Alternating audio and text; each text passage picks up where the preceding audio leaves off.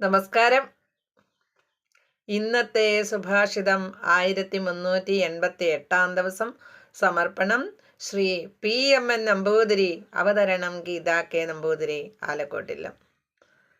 കർമ്മണാ സാധ്യമാനസ്യ നിത്യത്വം ശ്രൂയതേ യഥാ കർമ്മണാനേന കിം നിത്യാ ഫലേപ്സോ പരമാർത്ഥിന. അർത്ഥം: